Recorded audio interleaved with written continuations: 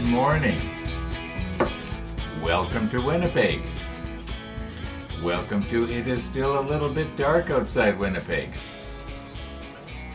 But it looks like we might have a nice sunrise, which I will put at the end of today's episode if it is. Alright, what do we got going on here? It came, but it came too late for yesterday's bike ride. Excuse me. Yeah, and I haven't opened it yet. I thought I'll save the pleasant surprise or bitter disappointment, that you can share it with me. Okay, now can I rip this without using scissors first? I'm going to give it a try. Every once in a while I can, but...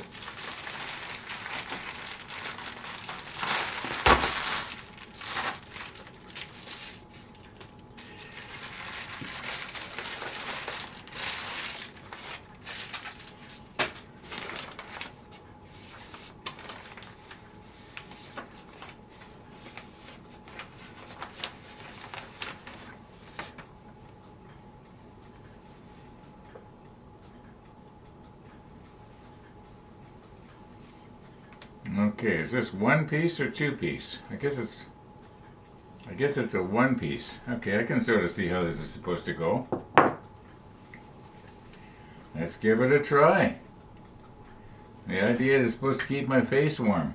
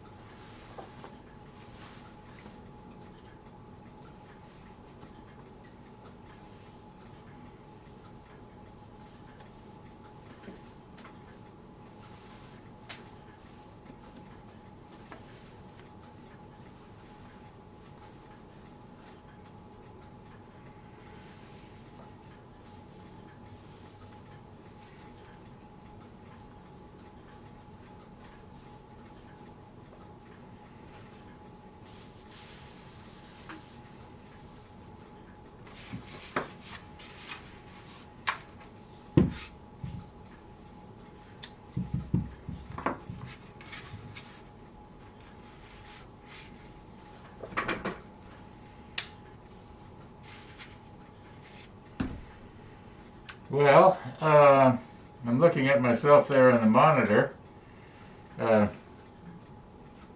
It shows up good. It matches my helmet, sort of. And the rest of me, it's nice and bright.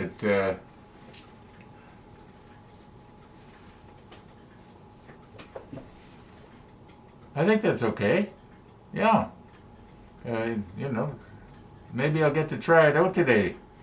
I got a comment from one of the viewers. Just let me take this off here.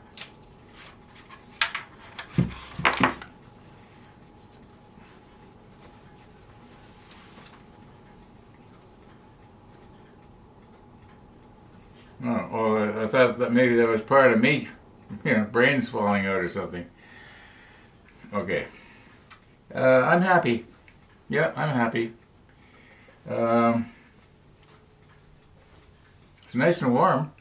Okay, anyway, I got a comment from one of the viewers, and yesterday when we went around by the, those brass or bronze or copper wolves that are at the west end of Chief Peguis Trail, one of the viewers reminded me that at the east end of Chief Peguis Trail Freeway, there's another set of wolves. And he says, you should go there. And it's funny, when I got up this morning, I was actually thinking about doing that. And it would be on a bike path, that at least most of the bike path that I've never been on before. I knew it was there, but I just never had occasion to go there. So maybe we'll do that this afternoon, and I will get to try this out, because I think the high for today is supposed to be still well below freezing here in Winnipeg.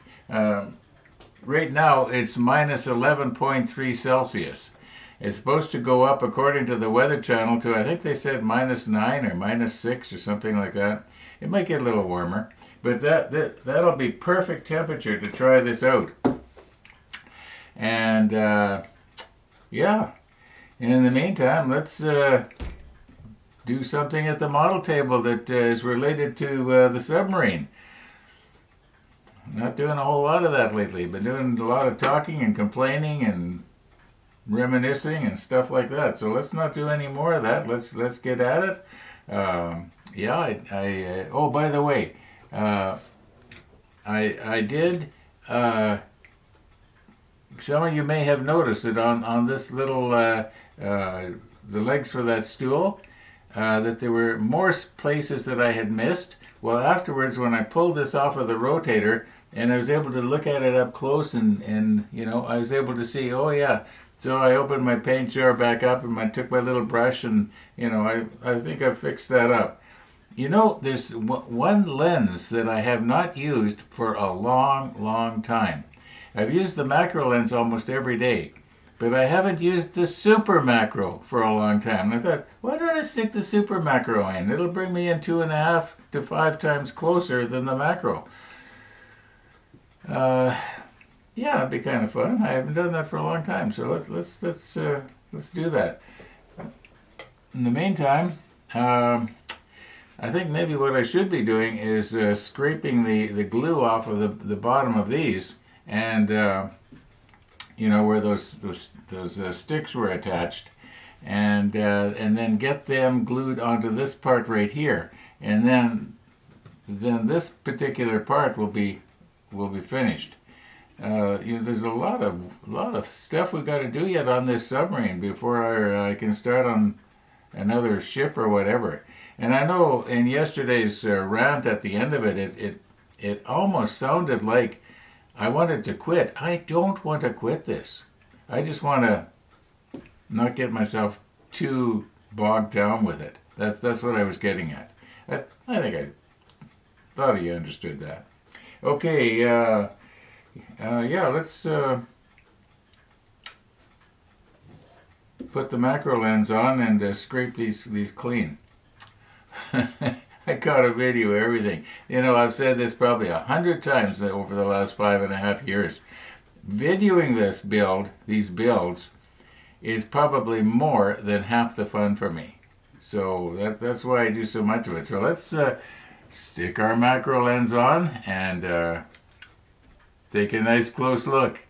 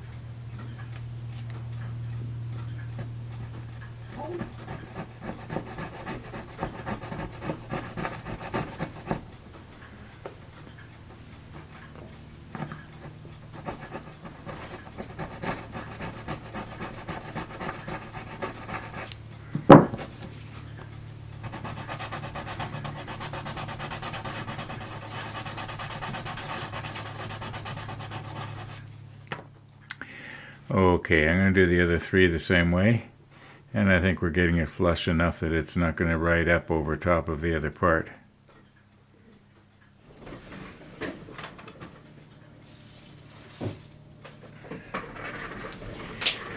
Okay, the super macro is actually not that big. In fact, it's the most close-up lens I've got, but it is also the smallest.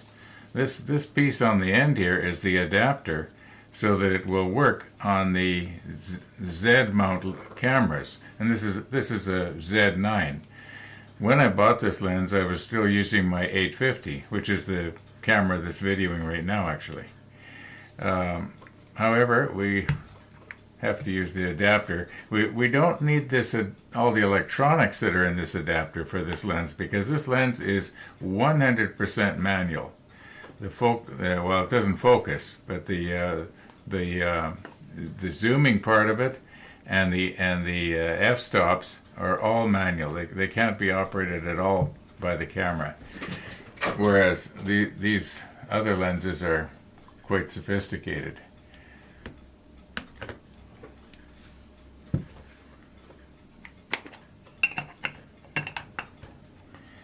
Okay.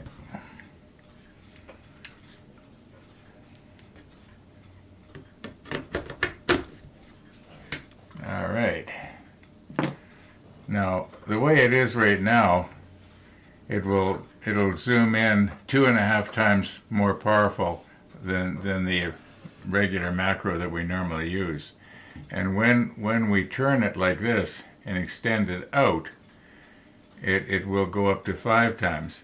But to focus this lens, you have to move the subject back and forth in front of the lens, or the lens to the subject. There's no way you can focus it by turning a focusing ring. It just doesn't work like that. If you're thinking of getting a super macro, I would advise not to, unless you're really into photography and used to operating with a lens that has very, very, very shallow depth of field, especially at 5 power. But we'll just do the 2.5 power thing. That should bring us in close enough. Okay, so let's get our part over here. Sorry to be putting my big ugly bare arm in front of you there, but I think I'm going to leave it on the rotator. Oh, I got a comment in fact, I get a lot of these comments. It's sort of like, stop using the rotator, it's making us dizzy. Well, I am sorry, but I am not going to stop doing something that makes my work here at the model table easier, because some people get dizzy. I think that maybe what you should do is maybe just close one eye, or close both eyes, or don't watch. Okay, let's recompose here and get ourselves moved right in.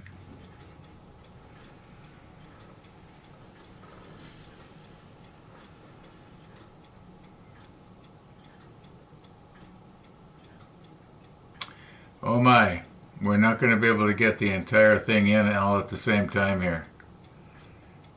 Even at just 2.5 power. Maybe the regular macro would be better for something this big, or if you can call this big. I use this.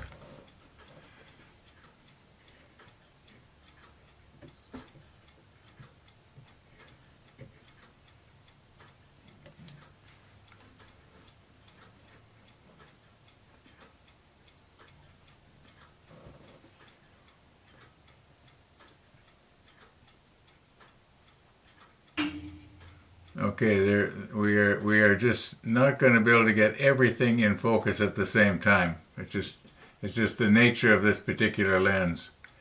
Okay, I'm going to stop it down right now for you camera buffs. It's at f 2.8, and we will open it up here. f4, 5, 6, f8, f11, and 16. Okay, f16, it makes the back leg a little bit sharper, quite a bit sharper actually. But we are at 20,000 ISO. Let's turn the light on here. Okay, that helps quite a bit.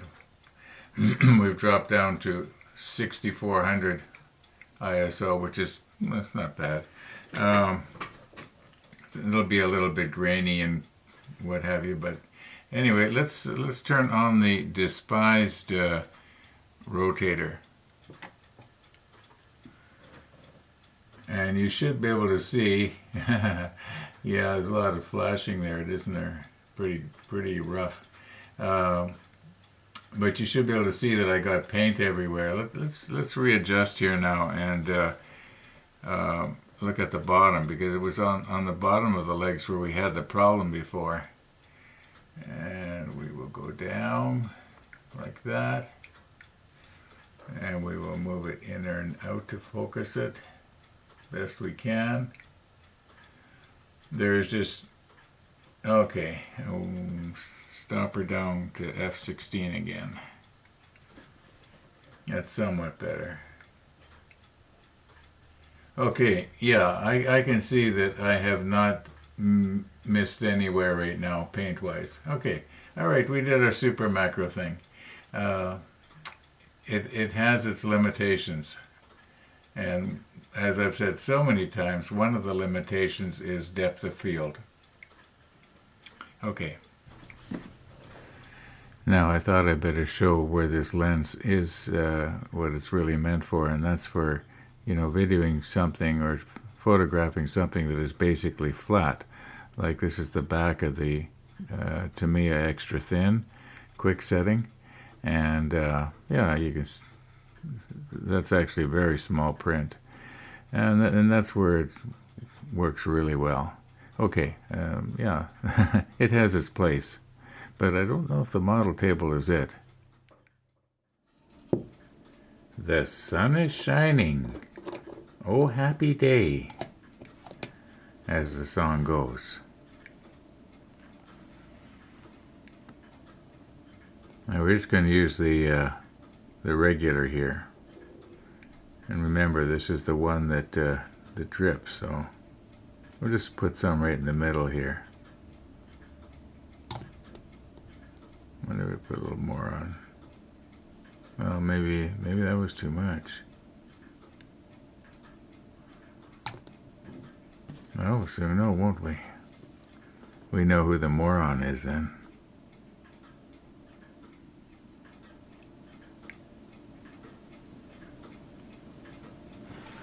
Okay, I'm just going to get myself directly over top of this so I can get this centered. That looks pretty good here.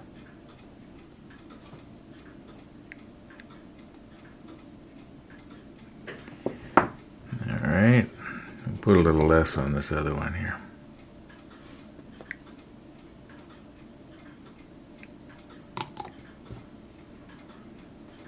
That was less.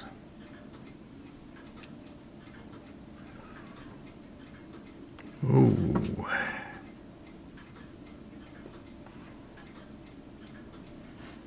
I think when that melds into place, it's going to be like super strong.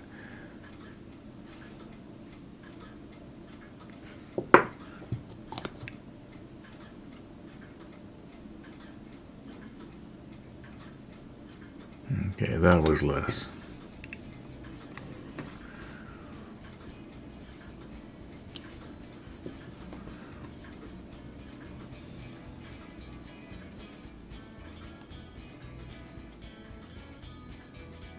Okay, yeah, there. Okay, now there are two more here. So I don't think we do them in this step though, so they must be for the next step. All right. Now, Monday, Wednesday, Friday, I get a coffee visitor. So we've got, can you see the clock there? What time is it? So it's 11:36. I'm going to call her quits for today, and the sunrise, best I remember, it was acceptable, so I'm going to do it. So the sunrise will be next, and I'm going to go out on my e-bike, and I'm going to go to the east end of the Chief Peguis Trail Freeway. Now that's the freeway that runs directly behind my house, and I'll take a look at the wolves at the other end. If you want to catch that, all being well, unless I have a problem of some kind, it'll probably air sometime this evening, or in other words 3 or 4 hours after this one. So thanks for watching, everybody, and all being well, we're gonna see you tomorrow.